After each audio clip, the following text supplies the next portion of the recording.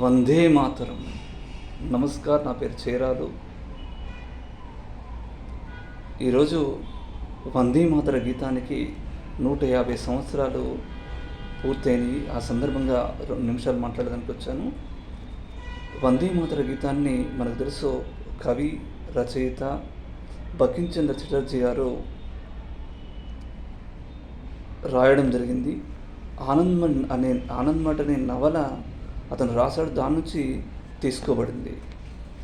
అసలు వందే మాతరం ఆ గీతానికి ఉన్నటువంటి అర్థం ఏంటి అనేది చెప్పదలుచుకున్నాను. అసలు వందే మాతరం అంటే, ఓ భరతమాత నీకు వందనం, పాదాభివందనం అని అర్థం.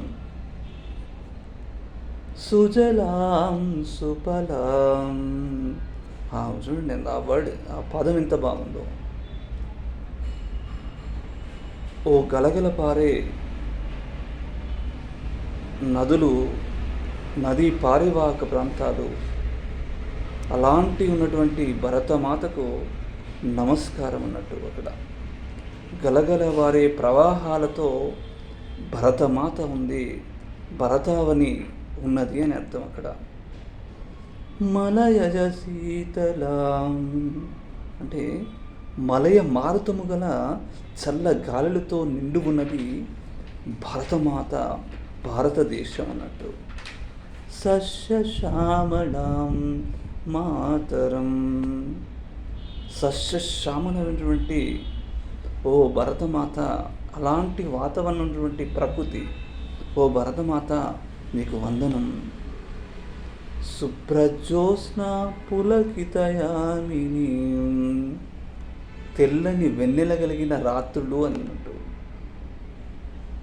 పుల్లకు సుమితం ద్రుమదళ శోభిని, వికసించిన పువ్వుల పచ్చని చెట్ల శోభతో నిండి ఉన్నది భారతదేశం అన్నట్టు దాని అర్థం. సుహాసిని సుమధుర భాసిని, స్వచ్ఛమైనటువంటి నవ్వుల మధురమైన మాటలతో అని అర్థం దాని మీనింగ్. సుఖదాం వరదాం మాతరం అంటే మాకు సుఖాలను వరాలను ఇచ్చేటటువంటి ఓ భరతమాత నీకు వందనం, పాదాభివందనం అన్నట్టు దాని అర్థం. అసలు వందే మాతర గీతం ఎందుకు వచ్చింది, దేనికి వచ్చింది, ఎవరు దీన్ని వాడుకోవడం జరిగింది? స్వాతంత్ర సంగ్రామంలో ఒక సమర శంఖం అనేది వందే మాతర గీతం, వందే మాతర నినాదం. అది ఇక్కడ బ్రిటిష్ వారి గుండెల్లో ఈ శబ్దం అనేది గుబులు పుట్టించింది. వందే మాతరం అంటే ప్రతి ఒక్కరికి ఆత్మవిశ్వాసం కలుగుతుంది, ప్రతి ఒక్కరి హృదయాలను కదిలిస్తుంది వందే మాతర గీతం. లాఠీలు తూటాలు వందే మాతర శబ్దాన్ని ఆపలేదు.